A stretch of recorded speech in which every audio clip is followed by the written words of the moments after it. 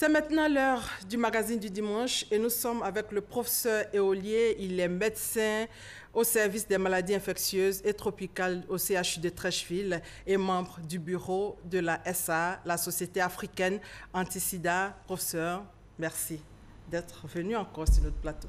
Encore une fois, merci d'être venu là. Professeur, avant d'échanger avec vous, nous allons d'abord suivre cet élément d'Astou Touré qui fait le point d'Ikaza et de la situation du VIH dans le monde et en Afrique. Regardez. La Côte d'Ivoire a abrité du 4 au 9 octobre 2017 la 19e conférence internationale sur le sida et les infections sexuellement transmissibles en Afrique, ICASA 2017.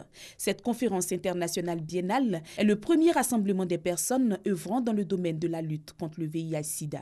Cette grande rencontre a permis de mettre en lumière les réalités des organisations vivant pour le bien-être des personnes vivant avec le VIH-Sida.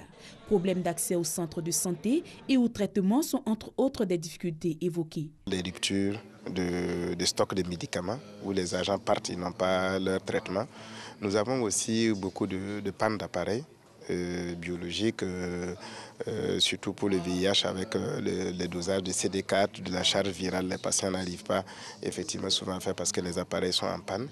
Nous avons aussi des cas où l'appareil n'est pas en panne, mais malheureusement, il n'y a pas un dispositif pour permettre à l'appareil de fonctionner parce qu'il n'y a pas de réactif ou bien parce que le personnel n'est pas formé. Les premières tendances nous ont montré que certains groupes de population n'avaient pas effectivement accès aux services. Cela est parfois dû au manque d'informations, parfois à l'éloignement des centres, mais aussi au niveau de stigmatisation et de discrimination qui existent. Des solutions ont également été proposées. L'implication des personnes avec le VIH est importante parce que ce sont elles qui ont accès au traitement.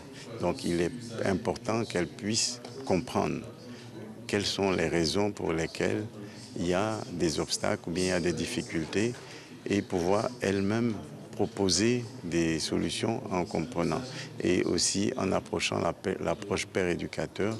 Cela permet aussi de pouvoir rechercher d'autres personnes qui sont un peu éloignées pour venir vers les centres d'accès au traitement. Si on voit l'observatoire comme un partenariat, ça va permettre d'améliorer l'accès au traitement et d'atteindre les objectifs 3,90 fixés par l'ONU-SIDA. Environ 10 000 éminents scientifiques, décideurs, activistes et membres de la société civile, y compris, se sont réunis autour du thème « L'Afrique, une approche différente vers le sida ». L'objectif est de promouvoir l'innovation et le partenariat pour accroître les investissements nationaux, également intégrer les approches pour une riposte durable vers l'élimination du sida, la tuberculose, l'hépatite et les maladies associées. Lors de la cérémonie d'ouverture, le président de la République, Alassane Ouattara, a annoncé que 21 milliards de francs CFA seront consacrés à la lutte contre le sida de 2018 à 2020. Professeur, au cours d'Ikaza, il y a eu des statistiques qui ont touché les participants. Les nouvelles infections à VIH ont diminué de 18% de 2010 à 2016 dans le monde selon l'ONU-SIDA. Et en Afrique, elles ont baissé de 9%. Et aujourd'hui en Côte d'Ivoire, quelle est la situation alors? Nous sommes dans la même tendance. Il y a de moins en moins d'infections en Côte d'Ivoire. La prévalence a diminué, nous avons autour de 2,7%. Mais il y a quand même quelques poches de résistance concernant les jeunes filles et les adolescentes, où on constate qu'il y a encore des infections qui sont transmises et qui ne suivent pas la baisse constatée dans les autres groupes de population. Et qu'est-ce qui doit être fait alors? Il s'agit de répondre au message qui a été même lancé lors de cette conférence. Il faut surtout cibler ces jeunes filles, ces adolescentes, je dirais globalement les groupes de jeunes, pour que ces jeunes ne soient pas victimes de l'infection à VIH. Et ce sont ces jeunes-là qu'aujourd'hui, qui font partie des groupes de population, on y reviendra là-dessus tout à l'heure, qu'il faut surtout axer le message de prévention. À ces assises, de nombreux défis ont été relevés. On l'a vu tout à l'heure dans le reportage, notamment le problème d'accessibilité aux soins. Qu'est-ce qui a été décidé? Le problème d'accessibilité aux soins est connu depuis longtemps. Il y a ce qu'on peut appeler la stratégie avancée. Il faut aller vers les communautés. Il y a quelques jours, sur le plateau de la RT, vous aviez reçu des personnalités éminentes qui venaient de la communauté, du système des Nations Unies et Madame la ministre de la Santé, qui ont bien dit qu'il faut démédicaliser. Je crois qu'il faut aller vers les communautés. Il faut permettre aux personnes non formés à la santé, nous médecins, infirmiers, de pouvoir prendre en charge l'infection à VIH. Donc l'accessibilité financière, elle est vaincue. Tout est assez bien mis en place. C'est l'accessibilité géographique qu'il faut vaincre. Il n'est pas normal qu'on fasse encore 100 km, même 10 km pour avoir accès au traitement. Donc ce problème d'accessibilité, je pense, va être résolu dès qu'on fera ce que j'explique, plutôt qu'un exode rural, mais de la ville, on ira vers les villages, vers les communes. Il y a eu aussi la question de la stigmatisation. Aujourd'hui en Côte d'Ivoire, c'est une réalité. Là aussi, qu'est-ce que vous avez dit? Je pense que la stigmatisation est aussi liée, quitte à blesser certaines personnes, à l'ignorance. Les victimes de stigmatisation, lorsque vous visitiez Ikassa, lorsque vous alliez dans le village communautaire, il n'y a pas de stigmatisation en tant que telle. Mais ce problème est réel. Il est réel. On a encore honte. On identifie encore des personnes vivant avec l'infection à VIH. C'est une maladie chronique. Et on ne sait pas, en se promenant à Abidjan aujourd'hui, qui est infecté par le VIH, qui ne l'est pas. Mais c'est la seule maladie, je pense, qui est honteuse, qui est sexuellement transmissible et incurable. Mais la stigmatisation doit stopper. Et elle doit être stoppée. Et au niveau du financement, on l'a entendu tout à l'heure, le président de la République a annoncé que le budget national alloué à la lutte passe à 21 milliards de francs CFA sur la période 2018-2020 contre 4,2 milliards en 2016. Le vice-président est revenu hier sur cette bonne nouvelle. Est-ce suffisant, ce budget? On va dire que ce n'est jamais suffisant, mais c'est un pas énorme qui a été fait. Ça veut dire que globalement, où notre pays finançait à peu près 7% de sa prise en charge, on va se retrouver aux alentours de 25 à 30%. Et la prise en charge n'est pas que traitement. C'est le diagnostic, c'est le suivi des patients et le dépistage. On est un des rares pays d'Afrique aujourd'hui, de l'Ouest et du Centre, à avoir augmenté le financement endogène. Mais il s'agit aussi d'amener le partenariat public-privé, que ce financement endogène soit aussi soutenu. Il y a de bons exemples que vous avez dû voir lors des cas de certaines compagnies privées qui ont aujourd'hui financé la lutte contre le sida. On pourra en rediscuter tout à l'heure. Le dernier point, c'est que nos partenaires qui nous soutiennent doivent maintenir leur financement, voire même les augmenter. Mais quoi qu'il en soit, la réponse viendra des pays. Et la réponse locale est en train d'être mise en œuvre. Il faut qu'on soutienne le président de la République dans cette augmentation du financement local de la prise en charge. Est-ce que ça va changer la vie des personnes vivant avec le VIH-Sida? Fondamentalement. Est-ce qu'il aura un impact? L'impact, parce qu'on parle d'une maladie chronique, traitement à vie. Donc dès qu'on sait que le financement est pérenne, et c'est ce qui est en train d'être engagé, il y a une sécurité. La sécurité, c'est d'avoir toujours les soins. La sécurité, c'est d'avoir toujours les tests pour être suivis. La sécurité, c'est d'avoir tous les tests pour être dépistés.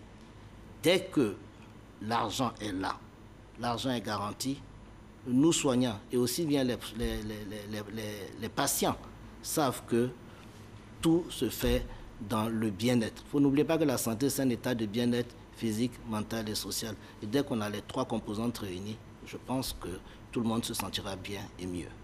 Pour ce, il y a eu aussi l'engagement des premières dames pour l'élimination de la transmission mère-enfant. À ce niveau, qu'est-ce qui a été décidé? C'est un engagement formidable. Déjà en termes de représentativité.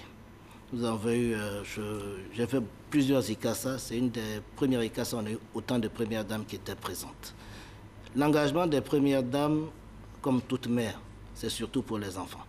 Elles ont surtout insisté pour maintenir le financement au niveau qu'il était pour la réponse à l'infection à VIH. Elles ont insisté pour qu'il y ait une campagne pour le sida pédiatrique. Les enfants sont la partie négligée de la réponse à l'infection à VIH. Pas oubliée, mais négligée, aussi bien en termes de financement que de médicaments adaptés aux enfants. De l'élimination du sida pédiatrique dont on parle depuis, il y a 7 pays qui ont déjà réussi à éliminer le sida pédiatrique, mais il n'y a pas de pays africains. Certains sont proches de cette élimination. Mais le point qu'il faut retenir, c'est qu'elles sont allées au-delà. Elles ont parlé de la santé sexuelle reproductive, en prenant en compte les jeunes filles infectées, les jeunes filles affectées et la notion de planning familial aussi pour les mères. Tout cela, ce ne sont pas des mots, hein, je le disais précédemment. Avec les premières dames, on est sûr qu'on va arriver à des actes pratiquement nous prétendons pratiquement d'atteindre 2030 pour l'éradication. Professeur, à ces assises, on a vu toute la Côte d'Ivoire réunie pour montrer son engagement à répondre aux objectifs de l'ONU-SIDA de mettre fin à la pandémie en 2030. On a vu un village communautaire très animé, plusieurs sensibilisations sur place, notamment la sensibilisation des professionnels du CES et des jeunes. Un commentaire là-dessus? Oui, ça fait partie de l'ADN, si je veux, entre guillemets, de ICASA. ICASA, il y a un programme scientifique, il y a un programme leadership, il y a un programme communautaire. Le village communautaire, à la différence des autres sites de ICASA, est accessible à tout le monde pour qu'on vienne découvrir ce que c'est. Certains m'ont dit, c'est bruyant, c'est trop animé. Je dis, on n'est pas dans la tristesse, on est dans la joie et on est dans l'optimisme, bien qu'on soit réaliste de ce qui doit être fait. Les populations clés, vous avez parlé de travailleuses du sexe. Il y a aussi les hommes de rapport sexuel et des hommes qui étaient représentés, sans aucune discrimination. Et il y a aussi les jeunes, les usagers de drogue. Donc le village communautaire, les éléments que vous avez montrés sont vraiment probants, était un village où tout le monde avait accès. Il n'y a aucune barrière. Quels ont été les messages clés pour terminer, professeur? En bon français, on dirait les messages pour partir à la maison, ce que les anglophones appellent le take-home messages. Ces messages clés, j'insiste là-dessus, ce sont les jeunes. Je vais vous donner 2 messages clés globalement. N'oublions pas les jeunes. Le deuxième message clé, on ne sait pas où sont les hommes. On n'arrive pas à dépister les hommes. Le système de santé n'est pas vraiment adapté au dépistage des hommes. Tant qu'on ne dépistera pas les hommes, il sera assez difficile de vaincre cette épidémie. Et le dernier message, financement, financement, financement. Et on est sûr qu'on va arriver à financer cette lutte-là avec le leadership que nous avons au niveau national. Quel bilan dressez-vous? Le bilan de la double casquette, le bilan du scientifique ivoirien, du médecin ivoirien, c'est que la communauté scientifique ivoirienne a été bien représentée. On a eu 1300 présentations à peu près. Il y a eu 15 communications orales des Ivoiriens, plus de 100 communications affichées. La communauté ivoirienne, dans toutes ses composantes, a été bien représentée dans tous les panels. Le deuxième bilan, c'est qu'il y a une bonne visibilité de la Côte d'Ivoire. On sortait du sommet Union européenne-Union africaine, tout le monde avait peur. Est-ce qu'on allait réussir, est-ce qu'on n'allait pas réussir? Mais la coprésidente de ICASA, la ministre de la Santé et de l'Hygiène publique, quand elle s'engage, je peux vous dire qu'on est pratiquement sûr de réussir. Et donc ce bilan-là nous permet de dire qu'on est prêt pour faire encore une autre réunion. Et on va faire maintenant une réunion sur les hépatites. On pense qu'Abidjan sera la place pour faire l'appel sur les hépatites virales B et C. Tout le monde en a parlé et nous allons le faire en 2018. En tout cas, le ministère de la Santé et le secrétariat local ont été félicités pour tout le travail abattu pour la réussite d'ICASA 2017. Merci, professeur. Prochain rendez-vous, Rwanda, en 2019, pour la 20e édition d'ICASA. C'est ça? Prochain rendez-vous en février ou mars 2018 aussi pour l'appel d'Abidjan sur les hépatites. Et après, on ira au Rwanda pour encore 2019. Là, je parle au nom de la Société africaine anti-sida. Merci, professeur. On termine